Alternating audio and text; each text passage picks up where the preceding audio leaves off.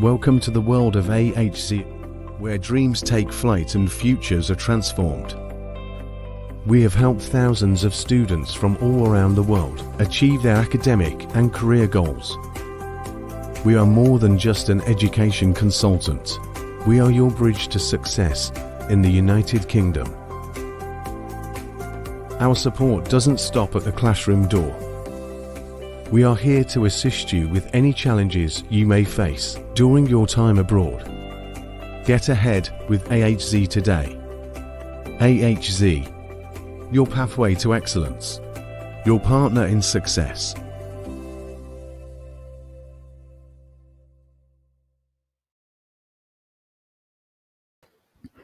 Hello, Helen. How are you?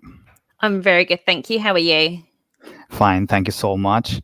So it's actually my very favorite university, especially according to its building. University of Greenwich is very popular among Pakistani students, right? Yeah, very much so. I think, as you can see, the background the campus behind me, we're very lucky to have such a beautiful campus. Yeah, no doubt. So what inspired you to work with international students, and what do you enjoy most about your role? So I was actually a student at the University of Greenwich many years ago. And then I just coincidence that I happened to be working next to the international office, and then just loved what they were doing. And then I started to work at the international office 15 years ago. So I've been with the university for 15 years, seen so many changes over the years, had our ups and downs, obviously. But yeah, that's what I just love. That's why I feel so passionate about the University of Greenwich, especially going from a student back to the international office. And I think I just love the variety. Students from all different countries. We've got 140 at University of Greenwich. So being able to work with so many different markets and nationalities has been a real opportunity for me. Yeah, thank you so much. So can we just start the session and we will start from admissions and applications related questions for our international students. Yeah, of course. So we do students. We've been working with H&Z for a number of years. So if you do have any specific questions, I would definitely go to them and ask. Generally, undergraduate and postgraduate opportunities for both at our course. We do have some study gaps, and we are looking to increase them, but we do have some of those. So I won't go into too much because they do vary slightly. The entry requirements for both undergraduate and postgraduate depending on the course, but pretty general. We are quite flexible as well.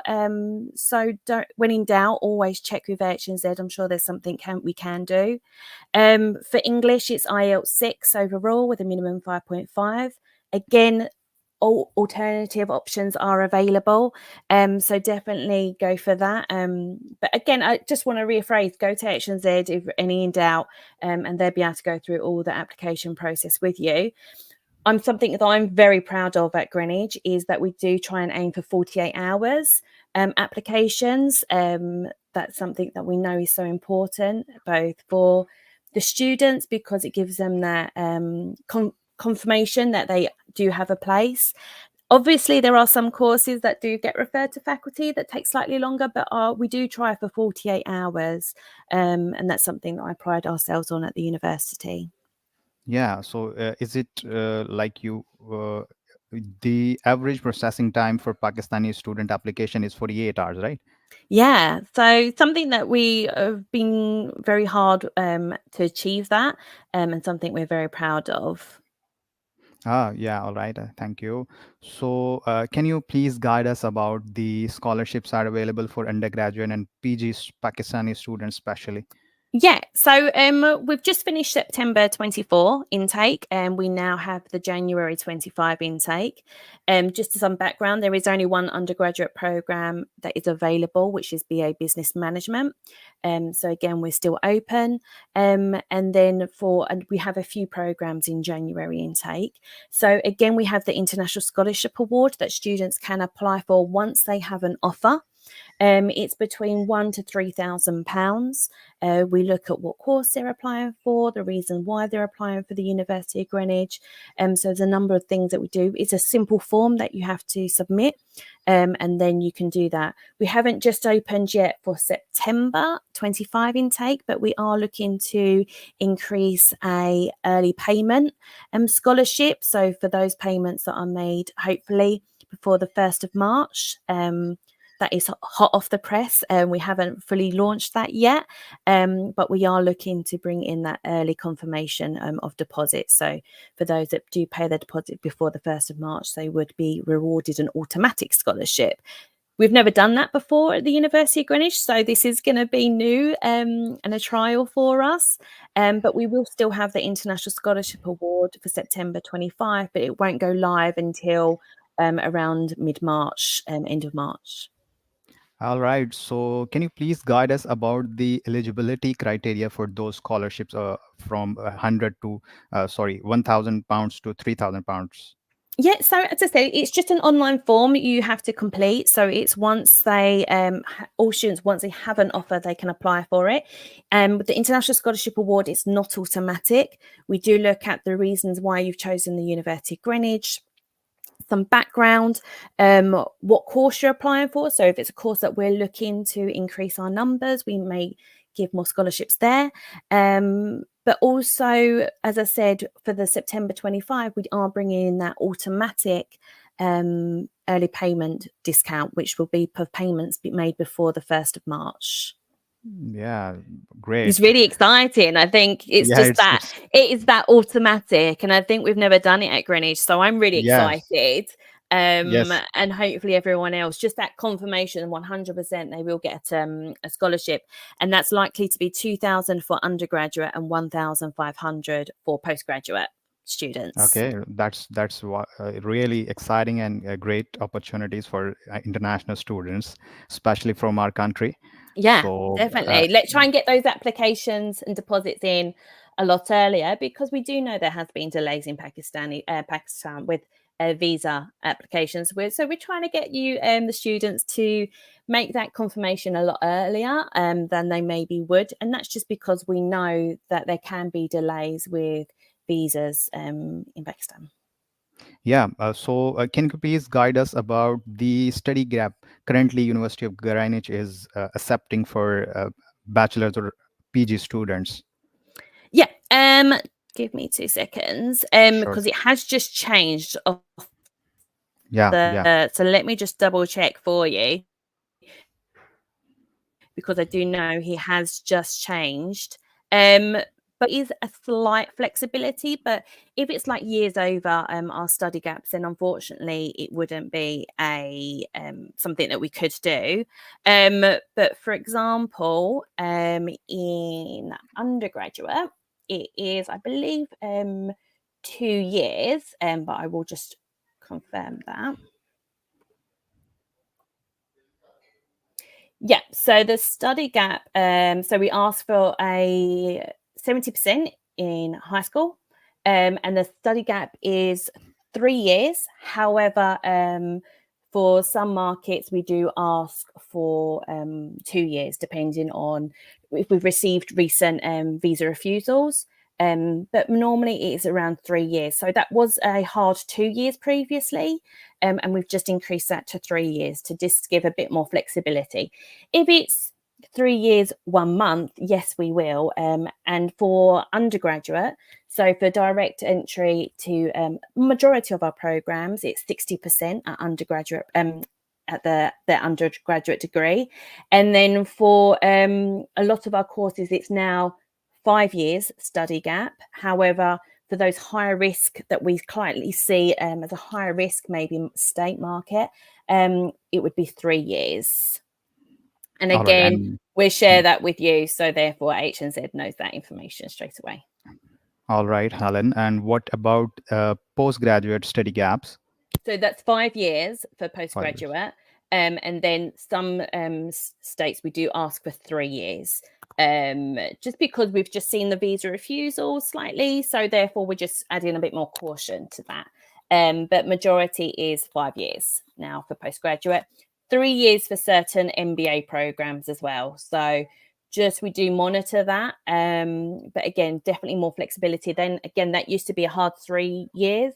So we've just increased it to give more flexibility for our students. All right. What support services does the university offer to students who need to improve their English language skills? Yeah, so obviously we require the IELTS, 6 for undergraduate, 6.5 for postgraduate. We do have pre-sessional English courses that are now based on campus. So that can be 9 5-week or 2-week. So students can apply for that. Obviously, they need UK VI IELTS for the pre-sessional, but it would be a joint CAS for that, for the pre-sessional and then the main course.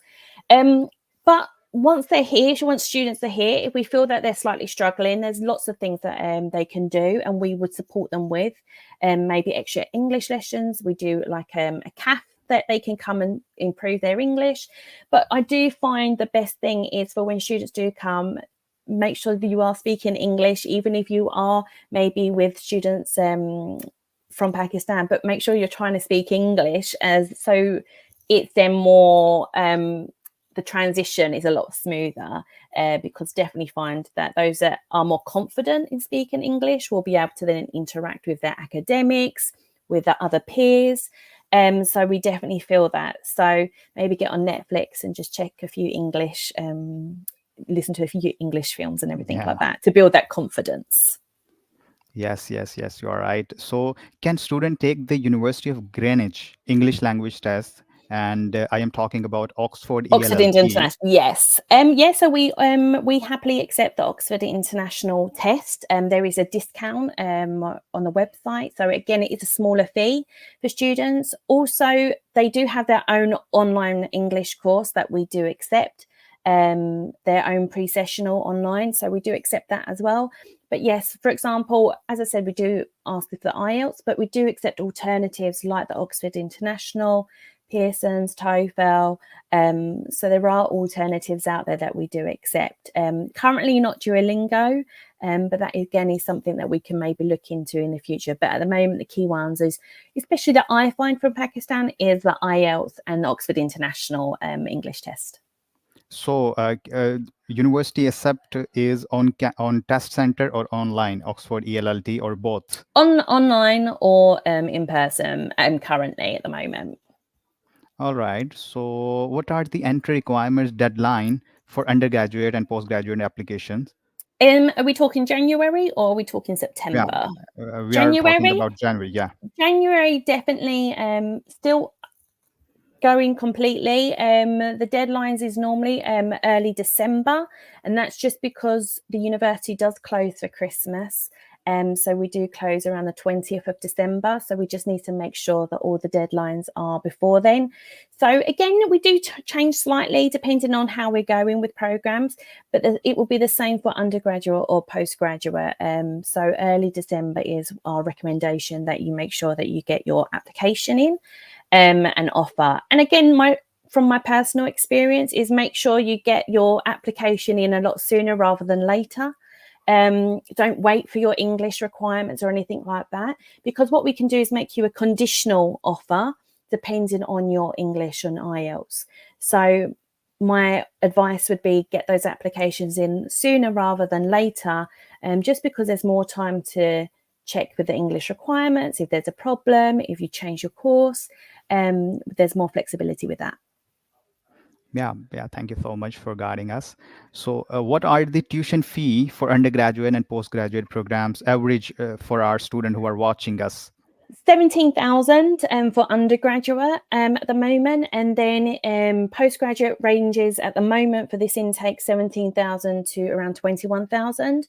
The 21,000 is for our postgraduate placement program. So that's where it's a 2-year program, 1 year study, 1 year work placement. So that's a really good price range, especially for like London and Kent University. And what I do have though, what I can share with you, I forgot to mention a scholarship that would be really beneficial for this January intake, is that we're actually offering an automatic £5,000 scholarship to students for certain courses. So you have to pay your deposit, and this is an automatic. So again, automatic until we reach the number of students. But for civil engineering, electrical power engineering, electrical and electronic engineering, advanced chemical engineering, engineering management, mechanical and manufacturing engineering, water waste environmental engineering, and global environmental change. And they're all the 2-year programs, 1 year study, 1 year work placement. They get, if they pay the deposit, they will get an automatic £5,000 scholarship, which is very high, especially for January. High, yeah. So again, make sure you have to pay the deposit to get the £5,000 scholarship. And again, we may close that depending on how many we get. So I would definitely highly recommend, if you are interested in any of those 1+1 courses that I mentioned, and I will share that with AHNZ so they can share as well online. All right. So you talk about placement options. Are those placements are guaranteed or not? No. So I will always, on the side of caution, never say to any students that it is guaranteed. However, if a student is engaging with the team, because we have dedicated placement teams, they will get that opportunity. But I always say never guaranteed, because it all depends on the individual student. If the student isn't going to engage with the team, we can't then say it's guaranteed. So if the student is engaging and with the team, then they will get that full support and opportunity to get that placement. But unfortunately, I can't say it's 100% guaranteed. Yeah, makes sense. So what are the initial deposit amounts and the deposit amount at the time of enrollment? Can you please guide us? So the deposit is £3,000. What we do ask for students, so you pay the initial £3,000, and then you can start the CAS process with that. We do ask for students from Pakistan to do a compliance video. So we will check the level of English, that they have all the information, making sure they just feel confident about the course, and we feel confident because, again, we are seeing that the UKVI are bringing in interviews now. So what I would say is that we then, once that has passed, we then ask 50% of the tuition fees before we release the CAS. So £3,000 deposit, and then 50% of the tuition fees before we release the CAS to the student. So therefore, you don't have to worry about registration because you've paid all the money. And then the following 50%, if students are starting in January, will be May time. All right. So are there any other installment plans? It is down to the individual, but I would definitely go through the £3,000 deposit, 50% in order to release the CAS, and then the following 50% in the May time for January starters. If a student was starting in September, for example, they would pay 50% before the CAS release, and then the 50% in the January. All right. So let's talk about student support university is giving. So can you please guide us? How does the university ensure international students' safety and well-being? Yeah, that's the heart of everything that we do at the university. We are a community, and that's something that I pride myself on after being, and I can see that the 15 years that I've been here, is that we are a community. We're always looking for that with our student union, for example, always offering that support. It is speak up. So if students are struggling, they can always go and speak to their mentors, their academics. We do have buddy systems as well. So mentors that students can go and speak to. So there is that support out for the students if they do. But it's making sure that the students feel confident and comfortable to go and ask those questions. Yeah. And same goes for career services, all right?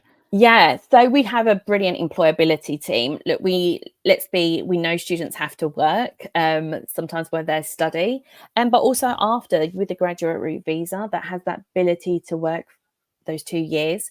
So we have a brilliant team that will support students with CV skills, interview skills, point them in the right direction of where to look for job opportunities.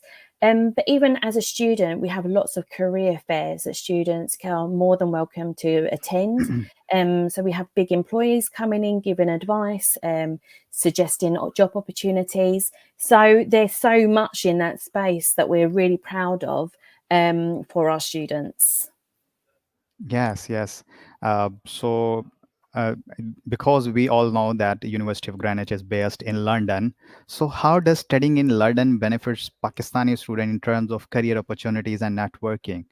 So I do like to say we've got 3 campuses at Greenwich. We have the University of Greenwich itself, which is behind me, is based in London, 10 minutes from central London. We have Avery Hill, which is about 20 minutes, and that is also London based, and where a lot of our students will live. If they're if they're studying at Greenwich. But we also have Medway, which is in Kent. It is an hour from London, and that is home to our engineering and science programs. So it is important that you see where you are studying. But for me, obviously, London has so many opportunities for students. You're embracing so many different cultures, the sites that you see, the history. There's so many opportunities for students, both to work, get that part-time, to go and get that further employability after they've studied. Because of the location, we're opposite the financial district of the whole of UK in Canary Wharf. So that brings lots of opportunities for students to see and to be aware of. Yeah. Thank you. And what accommodation options are available for Pakistani students, and what are the cost starting price? Yeah, so it really does vary. There's accommodation on Avery Hill, Greenwich, and Medway campus, halls of residence. They do vary because of the prices and location. But for example, Greenwich, you are looking between around 7,000 to 8,000 for the year. So there is availability that students can apply for, but also private accommodation if students wish to do that, if they're living with family, friends, or something like that. All right. Thank you so much for this very productive session. So, one last question I would like to ask. So, how does the university support students with disabilities or special needs? Yeah, we have a brilliant team again that we are able to suggest students to go to and speak to. Just they need to tell us that information, and they can reach out. There's so many different support systems. For example, also mental health is a huge thing and important. So we want the student to make them sure they feel part of that. And there is lots of support out there. So students just need to be confident to go and ask. Thank you. Thank you so much, Helen, for joining us on this virtual session. It will be very beneficial for our students and for us who will guide the students accordingly. So, thanks again. Thank you so much. Thank you. Bye. Bye.